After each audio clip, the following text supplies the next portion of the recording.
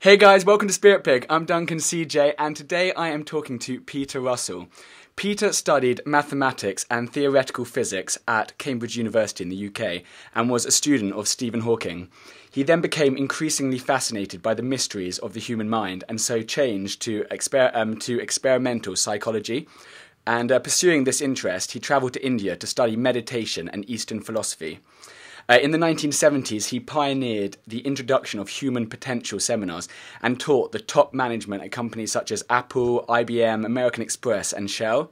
In 1982, he coined the term global brain, and with his 1980s best-selling book, in his 1980s best-selling book, he predicted the internet and the impact it would have.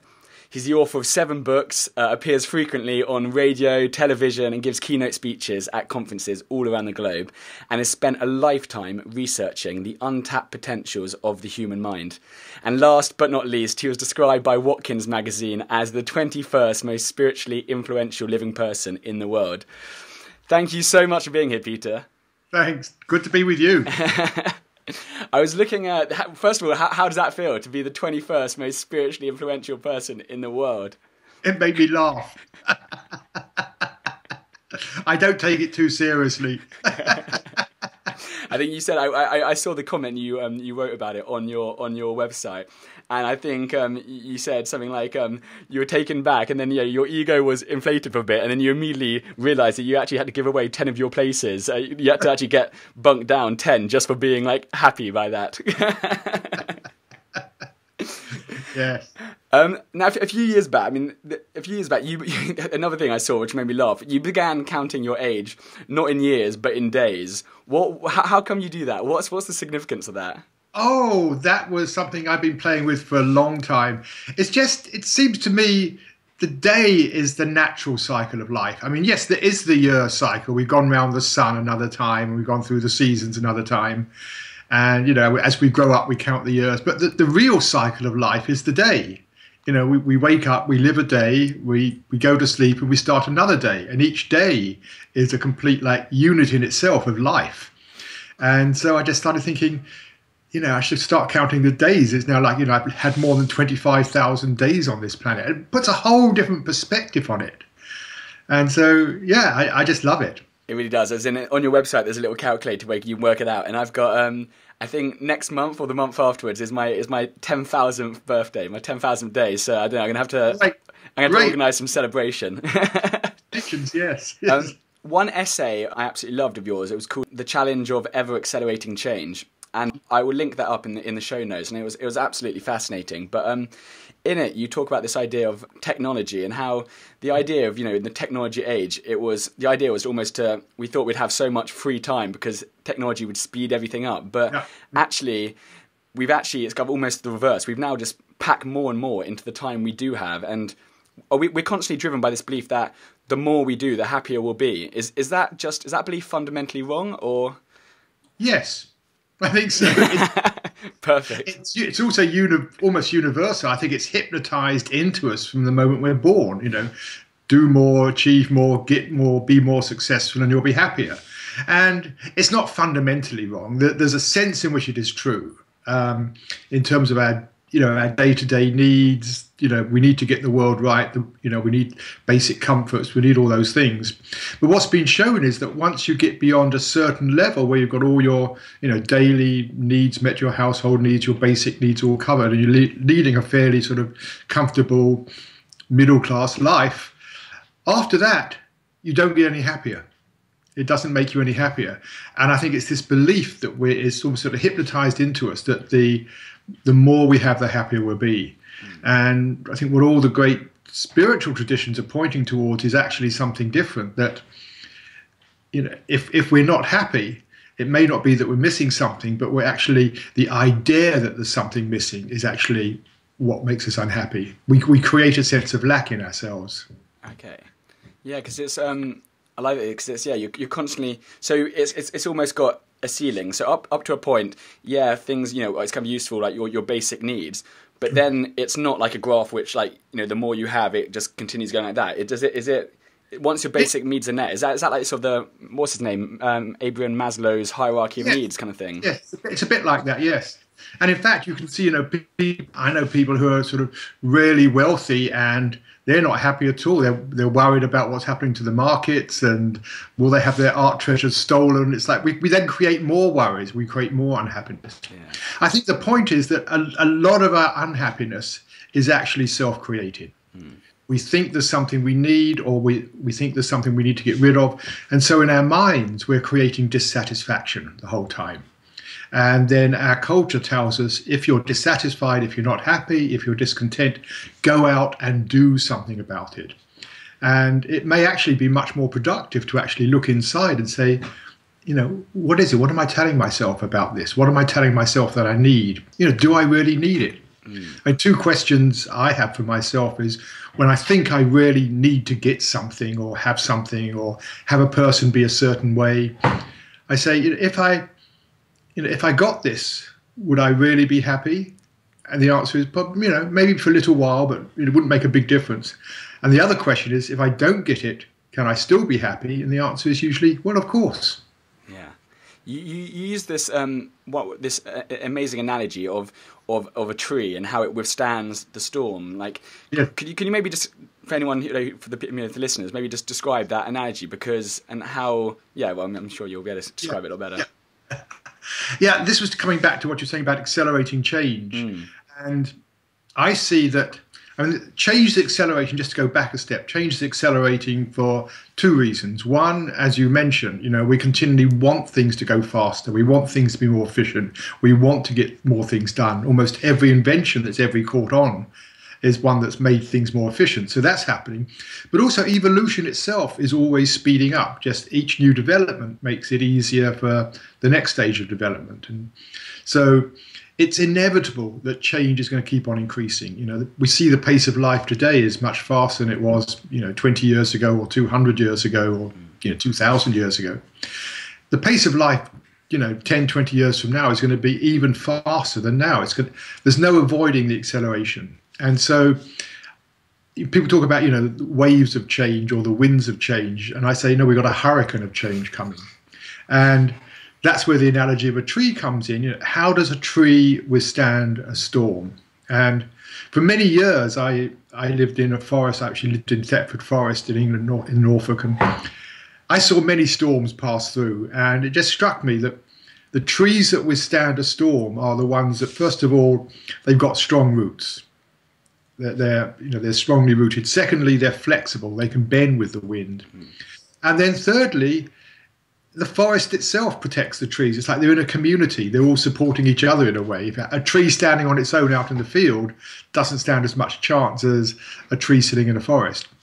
And so I started thinking of the parallels with ourselves in terms of how do we live with ever-accelerating change. And so the first thing is we need to be grounded in ourselves, rooted, by which I mean that we don't get emotionally thrown every time there's some new bit of bad news or good news, or the stock market goes up or down or whatever it is. We can remain stable in ourselves in a changing world. And then the flexibility is much more about our own creativity.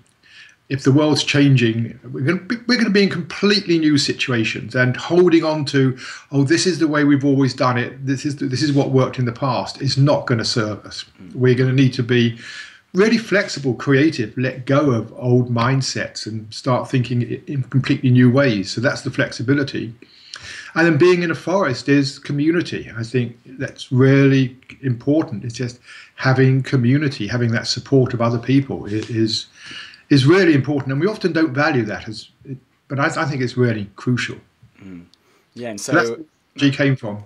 Yeah, no, I loved it because it was it just painted a really sort of clear picture, and it's and do we have, like, I guess the choice is, because one thing that we can control, is our thinking, and so we can actually make the decision to, even though the world around us is getting, and it's only going to get quicker and quicker and quicker, but we've still got the choice to actually take a step back and actually slow down, sort of like we can control our own sort of sphere, even though if everything's crazy around us, we can actually taking time for ourselves. Is that essential? That's part of it. Is reclaiming time for ourselves, which, I mean, yes, when we're in the world, we are moving faster. And it's not so much we're moving faster, it's we have to adapt faster. It's like, oh, there's another new operating system. Oh, this is new, and oh, this has changed. So it's not that we're living any faster, but we're adapting faster and faster. And it's that adaptation which causes stress a lot of the time.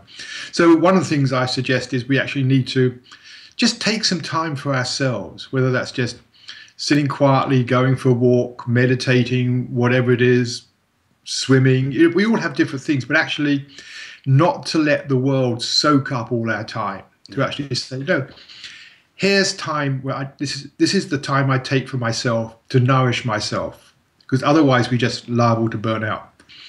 So that, I think, is just a really important thing. And also, I think, time to quieten the mind, and that's why I'm interested in meditation and things like that, because in a busy world, our mind gets busy, and we're sort of here, there, and thinking this, onto this, and one thing leads to another. And just to take time each day and just to slow down and let that thinking mind just come to a state of quiet is, I think, really valuable. It's going to be more and more important as we move through these times. I didn't mention it in the introduction, but when you got back from India, weren't you given sort of one of the first places or grants or something to actually study the connection between meditation and psychology? Yes. That was the first one. That was the first one ever in Britain. Was that correct? It was the first PhD offered in the psychology of meditation. This was back in 1971, and in those days, meditation was like weird.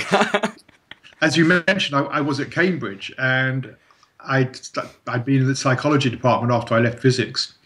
And I went along to the professor there and said, I want to do a PhD on meditation. And he said, that is not a respectable subject for study. He said, if you want to be out on the fringe, I'll let you study hypnosis. But he said, you cannot study meditation. That is just too much on the fringe. And then by this incredible series of synchronicities, I ended up meeting the professor at Bristol University, and he said, oh, great, I'd love you to do that. Come here. And so I went down to Bristol. And I think, I say it's the first, I don't know of anybody else being offered a PhD post in meditation in Britain at that time. I think I was the first. Someone may come up and say, no, I did it 2 years earlier, but I knew that realm pretty well. So I think I was the first, yeah. That's amazing. I was gonna say, like, you even get some like weird looks, and I say I meditate, and like even nowadays you get some weird looks. So back in 1970, as in now there's a lot more it's a lot more media attention. You got apps, you got everything. It's everywhere now. But wow, 1970. Well, in fact, in the mid 70s, that's when I started working in corporations, and to begin with, they were asking me to come in and teach their executives meditation. And this was usually the health department would bring me in because they could see their executives were getting stressed and they wanted some way of relaxing. But they didn't want anybody to know. And in fact, one company who is a large international household name, I was teaching their board members in their nice oak-panelled boardroom down in the centre of London. And they made me promise never to tell anybody that I was teaching their executives meditation. And now, of course, you get, companies proud of it. Google is, promoting it, and PayPal, all these companies, like they're out here in California, I am. Everybody's proud of the fact they're bringing meditation into the company. Just shows how things have changed. It's almost seen as like some taboo or like dirty word, meditation. Yeah. Don't say it. Does sort of like the growth and development and progress, does that because the whole society is constantly growing, develop, like progress. Does that excite you, or do you feel that are we constantly searching for something better, and so it's stopping us from being like present and like appreciating the now? I think so, yes. And we got always on this sort of treadmill of just looking for more. It comes back to what we were talking about earlier, this belief that if only I had more, I'd be happier. Yeah. And so we keep on chasing. It's what in Eastern thought is called samsara, which means literally to wander on endlessly. And so we wander on from one thing to another, just looking for happiness and not recognizing that a lot of the time, if we just let go of the seeking, let go of the searching, and actually we'd come back to a more quiet state for a moment, we'd actually be happy. Yeah. And I think the natural state of mind is one of contentment. When everything is okay in our world outside, when we're fed, the temperature's right, we're accepted by our culture, we feel okay inside. If there's something wrong, we temporarily feel discontent, we do something about it, we return to contentment. And yet what happens in our culture is we're continually looking out there, and that just keeps us going and going and going. So for me, I look at it with a sense of, I suppose, several things. One, amusement. We just keep on and on. It's always at the end of the rainbow. Yes, exactly. We're chasing the rainbow. And some degree of concern, because it's, just we keep on growing materially. That's more consumption, more waste, more pollution. And I think that, that belief that we got to keep growing is part of, the problem with the world today. But it's almost inevitable while we're in this belief system. It's interesting because I've kind of been battling with this at the moment, because on the one hand, I was like, okay, it's good to have goals and it's good to know where I'm going and have that clear direction. But then I've been reading a lot of sort of being present, and so actually just being just happy in the moment. And so actually I haven't actually been so focused on goal setting at the moment, but it's nice. I mean, it's a nice sort of difference, actually just to realise actually right now, everything you've got is here right now, which is it's a cool feeling. Yeah, we actually need both. I mean, we're living lives in a busy world. We need to, whatever we're doing, we've got our professions or families, whatever. Goals are important. They're really important. But we also need to balance that with time just to pause and just to be present to our experience. Because what we tend to do is get lost in our heads. We get lost in our stories, our concerns, our planning. Did I do the right thing yesterday? All this stuff. And being present for me is just coming back and just noticing the experience in the moment. Oh, there's bird song outside, or there's traffic noise outside, or oh, I'm feeling this in my body, I hadn't noticed that. Or it's just to notice the actual experience. And when we do that and step out of the thinking mind and just notice the actual experience, it's like, yes, there's that sense of relief. And if we can just do that as a regular thing in the day, you stopped at a traffic light, instead of thinking, oh God, how long is this going to take? Another half minute, I'm going to be late and It's just like, okay, here I am. What's happening? How's my breathing? How am I feeling? What's going on? Just to be, we can do it in very short periods. We don't have to sit down for half an hour. I mean, that's great to do that as well. But I think I'm a great fan of micro meditations. I like that. Yeah, just when you're just in, like you said, just in a traffic light or you're in the queue or something, just having those, or on the tube, just having those few seconds actually, and okay, the breath. Okay, now ready to go again. And just to tell the mind to pause. It'll start up again, but you can just say, hang on, okay, stop. Yeah. Whatever the mind's doing, stop, pause. It's like, yes, and then you're off again. But just doing that, I find valuable. That's awesome. And I mean, I think you touched on a couple of things there, but I mean, I don't think obviously we don't mean to, but unconsciously, I think we probably all sort of self-sabotage ourselves a lot. And what do you think, what do you feel like are some of the most common things getting in the way of people being truly happy and content and fulfilled? Like you were saying about the searching, I think that's obviously a big one, but are there other ones which, the big roadblocks that, think that come up again and again that are stopping people from, being happy? Yeah. I think it all in one way or another, well, it comes out of two labels. One there's the searching, and so many things come back to searching. It's the believing if I just had something, got some experience, I'd be happy. So that's a whole belief system. The other one is almost the opposite, which is often called aversion. Oh, if I just got rid of this, it's like, oh, if I just could get this person out of my life, or get them to change, or something or other, or whatever it is. But there's something wrong in the world. There's something I don't like. Yeah. And that's the other side of the coin. They both boil down to the idea that if I can change the world in some way or another, either get something or avoid something, I'll be okay. And that's the root of this wandering on and on and on. So I think the blocks come up different things for different people. I mean, they come up in our relationships. If only my partner were different, did this, whatever it is. And so we then start treating people like objects. We treat them like, going out for, a good gourmet meal. If I had this on the, if this was on the menu, I'd be happy. If my partner, did this or said this, I'd be happy. Which is sad, but it's part of what we get into. Mm. Yeah, sorry, I was listening there, I was just letting that sink in, sorry. And another thing that you said, which a phrase, was that you mentioned a second ago, the idea of like letting go. And we've been conditioned and taught to believe in always holding on to everything.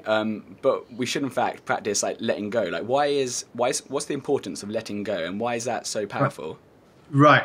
Well, the letting go I'm interested in is almost acceptance. More the inner mental. Yes, exactly. It's not like letting go of all the clothes we got in our wardrobe. No, more, yeah. Or letting go of my, great car and getting a smaller downsizing. That sort of letting go, the material letting go. But I'm interested in the letting go of our attachments in our mind. And it's really letting go of what we think is important, letting go of tension, letting go of these sorts of things. And you're right. The problem is we're holding on. We hold on to our beliefs of what we want. We hold on to, the sort of things we were talking about. If only I had this or that. And we think letting go is something else we have to do. And so people say, oh, I've tried to let go. I've tried to let go of this relationship, but I can't do it. I've tried to let go of my feelings about something, or I've tried to let go of this sort of tension in my body, but I can't do it. And I think it's trying to do it that's the problem. We're already doing too much. We're holding on to something. We're holding on to our belief. We're holding on to our judgments, our grievances. I remember I was with someone recently and a little while back, and someone walked into the kitchen and said, I really can't forgive this person for what they did 6 months ago. And my friend just turned around and said, I'm really sorry for you. We hold on to things. Yeah. And so I reframe letting go as letting in and letting be. It's not trying to get rid of something, but if you've got say you've got some anger or some grievance or something you're trying to let go of, instead of trying to get rid of it, which never works, or seldom works, I say, let the experience in. If you're feeling anger, how does that feel in the body? Get to know the experience, get to feel it. Or what are the stories you're telling yourself about the person? Let that in. And then just allow it to be there, not to try and get rid of it. But what I find again and again is the more we bring our awareness to what's actually going on, it often just tends to dissolve of its own accord. I mean, you get the same thing, when you do yoga and things. You've got a tense muscle or tight muscle that's not letting go. Yeah. If you try to make it let go, it's a battle. But people know if you just tune into feeling that muscle, feeling the tension, allowing that experience of the tension in, then it often just something just relaxes of its own accord. It's almost like when you sort of shine the light on it, you kind of see it for what it actually is, and it's actually not necessarily as big and scary as maybe what you played up in your mind.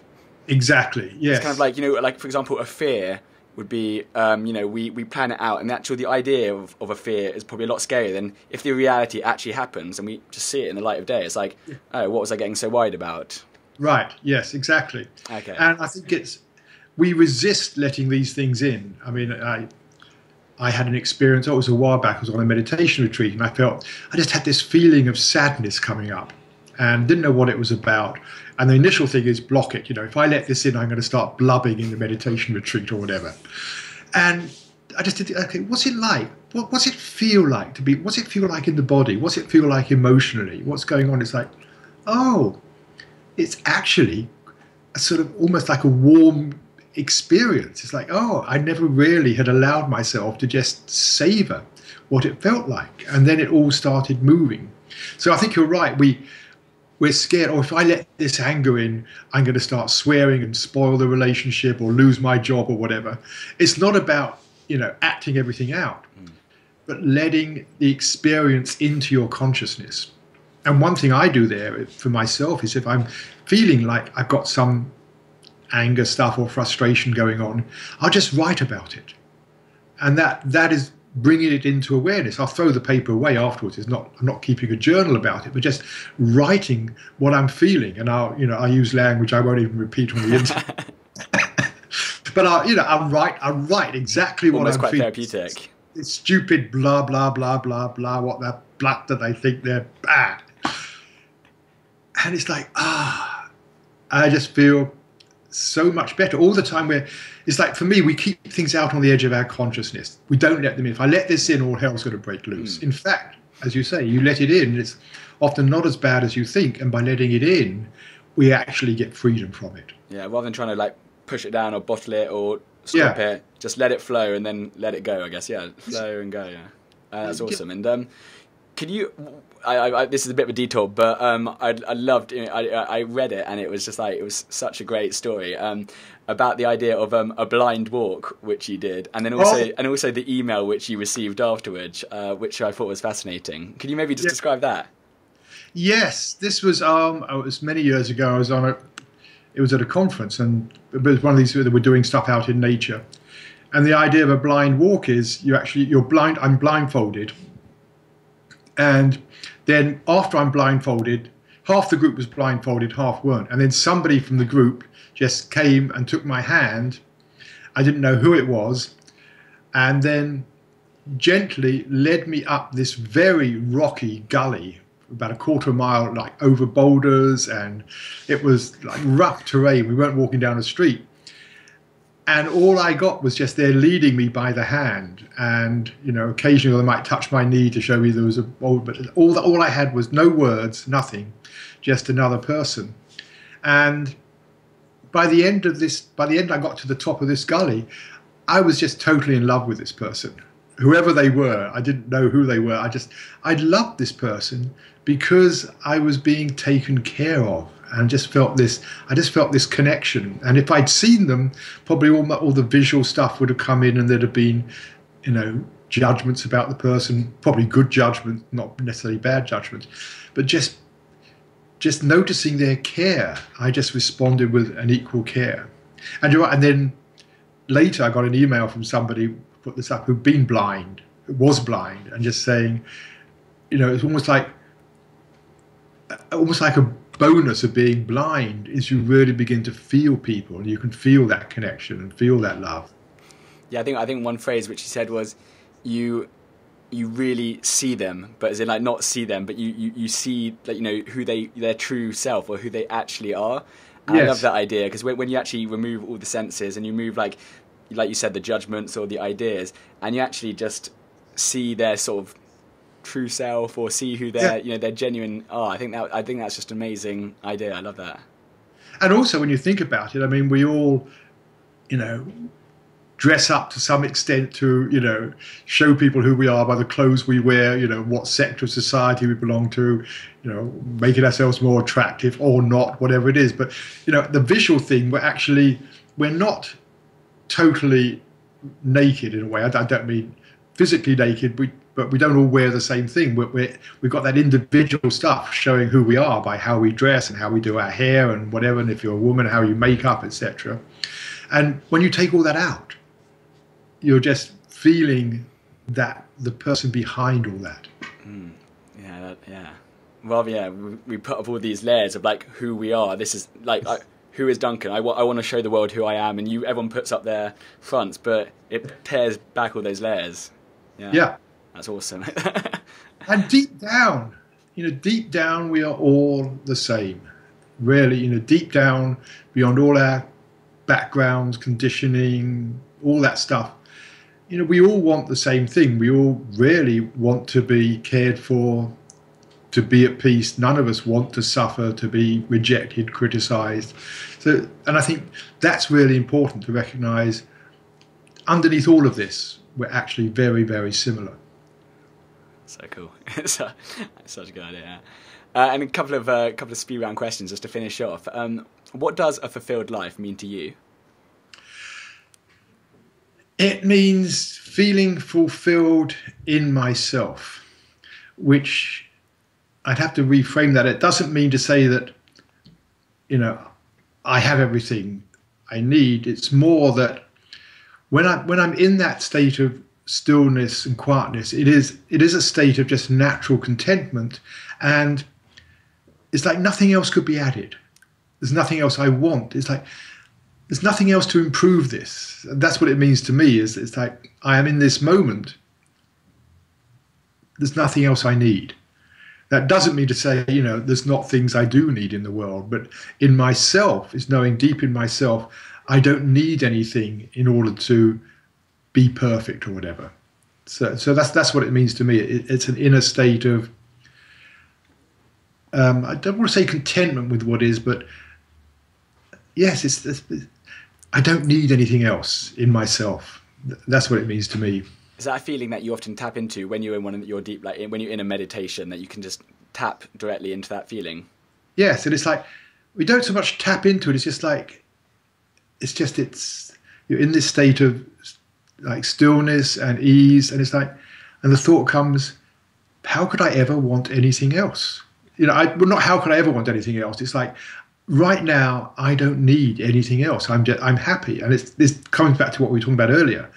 We think if only I had this, I'd be happier. And if you are just feeling that state of natural contentment, then that thinking, oh, if only I had this, just seems stupid. That's amazing. And that's awesome. I love that. What is one thing all our listeners can do today that will have a massive positive effect on their life? I think be kind to each other. It comes back to what I was saying. We all want the same thing. Ultimately, we want to be cared for, loved. Too easily we get into attacking other people. Oh, you're wrong or whatever. And it's a strange game we play. We think, oh, if I just make you feel a little bit bad, you'll realize you should love me more. And being kind for me is, in whatever we do, to just hold the intention that the other person feels loved, they feel respected, they don't feel attacked. And if we do that in our relationships, our personal relationships, work relationships, people we meet in shops or whatever, if you hold that intention of, I want the other person to feel good as a result of this interaction, not only does it help them, but it just all comes back to us. Because if the other person is feeling good in the interaction, they're going to treat us well. If you go in and you start shouting at whatever it is, somebody in the street or something, they're going to shout back, and you get into those sorts of games. But if you're just kind to other people, it just comes straight back. Yeah, I love that. And are there any books or resources which have changed or had a big impact on you?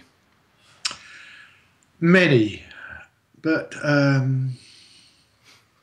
no single thing stands out. I would say way back when I first started getting into meditation, spirituality, about the same time I was doing the PhD and things, I spent a lot of time with the Maharishi, who was, brought TM, Transcendental Meditation, to the West in the 60s, was the Beatles' guru. And I learnt a lot from him about basic sort of understanding of the mind and meditation. And I still find a lot of what I have to teach today goes back to those very early years with him. So I would say probably he's been, over my life, the most important influence, but there's been many, many others as well. Yeah, and I'll link him up in the show notes. Does he have any particular books, or should I just link? Does he have a website, or does he got just loads of materials? He's dead now. He's dead. Well, I would say find out more about that guy. And finally, how can people stay in touch or find out more about you and your work? My website, which is very simple, it's peterrussell.com. Except you've got to have 2 hours on the Russell, because there's a typo squatter sitting on Peter Russell with 1 hour. So it's Peter Russell, 2 hours on the Russell, and there's hundreds of pages of, as you've seen, writings, videos, audios. Yeah, it's a fantastic resource. Raging days, meditations. Yeah, it's got it all there. So that's an amazing starting point, for anyone. And it's some of your old talks and stuff. It's got some of the transcriptions, and so you can just delve in. You've got hours and hours of amazing content. Yeah, even some of my books are up there, complete books. Yeah. Oh, really? Oh, fantastic. Okay, I've got lots more reading then. Peter, thank you so much for talking to me today. I absolutely loved it. I had so many other things I want to talk to you about, but this has been amazing. I really appreciate it. Well, maybe another time we can do something as well. I hope so. Thank you so much. My pleasure. See you soon. Bye. Okay, bye.